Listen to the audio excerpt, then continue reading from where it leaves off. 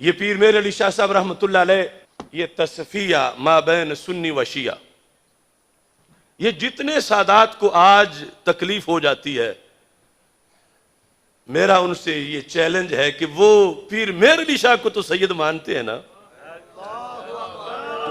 یہ چھوٹی سی کتاب پر ہی آ کے ہمارے ساتھ بات کر لے۔ اگر ہم محب اہل بیت نہیں تو پھر پیر میر علی شاہ بھی محب اہل بیت نہیں۔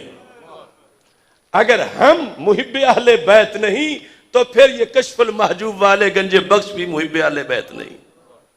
کشف المحجوب پہ آ جائیں۔ اگر کوئی تم میں سے یہ سمجھے نا کہ ہم ان کے میرٹ پہ پورا اتر جائیں، روافض بھی ہمیں محب اہل بیت مان لیں، تو آپ کبھی نہیں اتر سکتے اس وقت تک جب تک کہ جہنمی نہ بنے۔ یہ ہمارے یہاں ائمہ نے لکھا، کیونکہ ان کی ہر بات میں فرق ہے۔ اب آیت تطہیر میں حضرت پیر سیدنا مہر علی شاہ صاحب رحمۃ اللہ علیہ اس بات کو آگے بڑھاتا ہوں اور ان لوگوں کو دعوت فکر دیتا ہوں کہ اپنے بڑوں کی تو پڑھو۔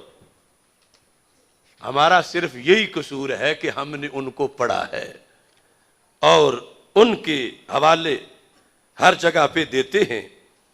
یہاں مسئلہ باغ فدق پر سیدنا پیر میر علی شاہ صاحب رحمۃ اللہ علیہ نے لکھتے لکھتے ایک دلیل کا جواب دیا جو روافض کی دلیل تھی۔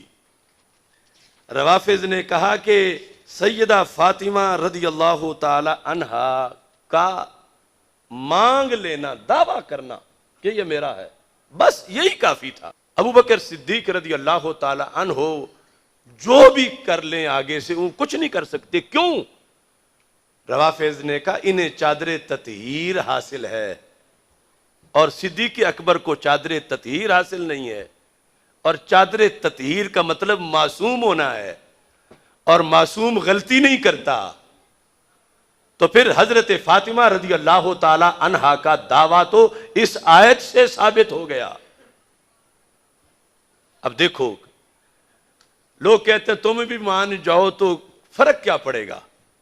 اب پیر میر علی شاہ صاحب سے کہا گیا آپ بھی تطہیر والا یہ معنی مان جائیں۔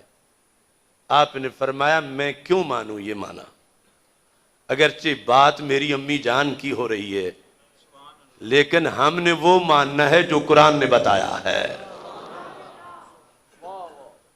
اب لفظ غور سے سنو، ایک ہے تطہیر کا معنی روافض کے ہاں معصوم ہونا کہ ان سے غلطی کا امکان ہی نہیں، اور دوسرا ہے تطہیر کا معنی اہل سنت کے نزدیک کہ غلطی کا امکان تو ہے لیکن رب نے حفاظت فرما دی ہے۔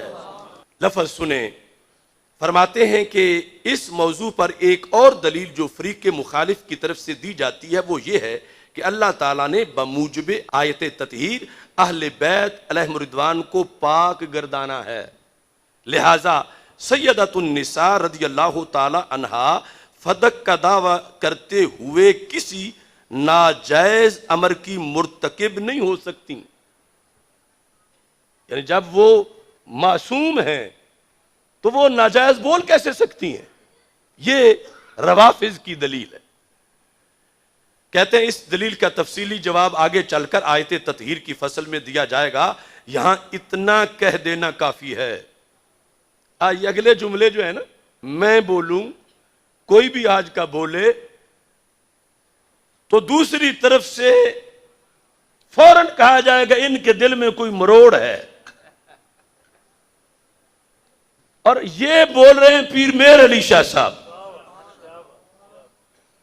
تو پتہ چلا مروڑ کا مسئلہ نہیں، شریعت کی حفاظت کا مسئلہ ہے۔ کیا وضاحت کی؟ فرمایا تطہیر کا معنی جو وہ لیتے ہیں وہ غلط ہے، تطہیر کا معنی جو سنی لیتے ہیں وہ صحیح ہے۔ اب سنی معنی لیتے ہیں، اس سے پھر اب فرق کیا نکلے گا؟ کہتے ہیں کہ آیت تطہیر کا مطلب ہرگز یہ نہیں، ہرگز یہ نہیں، یہ نہیں کہ یہ پاک گرو معصوم ہے، سرکار کے علاوہ جو 4 تن ہیں 5 تن میں کہ یہ پاک گروہ معصوم ہے. پیر میر علی شاہ فرما رہے ہیں آیت تطہیر کا ہرگز یہ مطلب نہیں.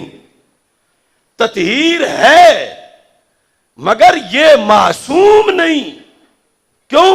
معصوم صرف رب کے نبی ہیں انسانوں میں.